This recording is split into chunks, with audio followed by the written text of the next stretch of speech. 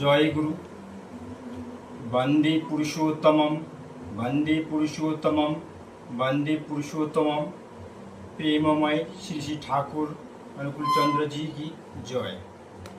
সকল গুরু ভাইকে আমার শুভ দীপাবলির প্রীতি ও শুভেচ্ছা অভিনন্দন।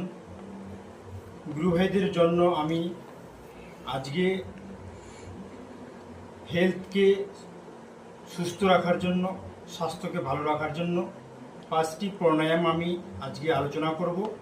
এই 5টি প্রাণায়াম আমরা প্রত্যেক দিন করব এবং প্রত্যেক দিন 5টি প্রাণায়াম করলে আমাদের স্বাস্থ্যের যে উপকার হবে এবং নিরোগ এবং স্বাস্থ্য সুন্দর হবে।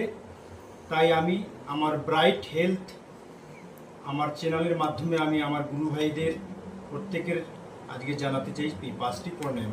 আমরা প্রত্যেক দিন সকালে আমরা ভোরবেলা উঠি এবং ঠিক টাইম মতো আমরা ঠাকুরের প্রার্থনা করি।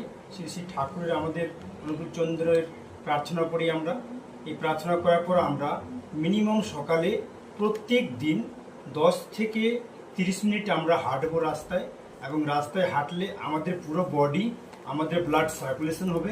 সেই ব্লাড সার্কুলেশন হলে আমাদের পা থেকে মাথা পর্যন্ত প্রত্যেকটা নার্ভে আমাদের ব্লাড সার্কুলেশন হবে, তাতে আমাদের বিশাল উপকার হবে। তো যাই হোক, আমি 5টি প্রাণায়ামের কথা বলবো। যে 5টি প্রাণায়াম রয়েছে আমাদের, এই 5টি প্রাণায়ামের মধ্যে প্রথম যে প্রাণায়ামটি হয়েছে, সেই প্রাণায়ামটির নাম হচ্ছে, সেই প্রাণায়ামের নাম হচ্ছে ভাস্ত্রিকা। ভাস্ত্রিকা আমরা করব। সেই ভাস্ত্রিকা হচ্ছে আমাদের যে পেট,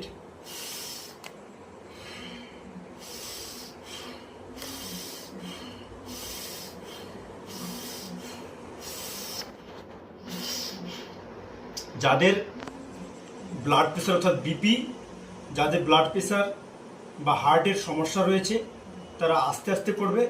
যাদের ব্লাড প্রেশার বা হার্টের কোনো সমস্যা নেই তারা জোরে জোরে করতে পারে। এটা আমরা 2 থেকে 5 মিনিট করব। 2 থেকে 5 মিনিট করলে আমাদের, তারপরে আমরা চলে যাব কোথায়? তারপরে চলে যাব আমাদের কপালভাতি। আমাদের কপালভাতি, আমাদের পেট যে আমরা কপালভাতি, এই কপালভাতি করব আমরা। সেটা হচ্ছে আমরা 10 থেকে মোটামুটি 15 মিনিট।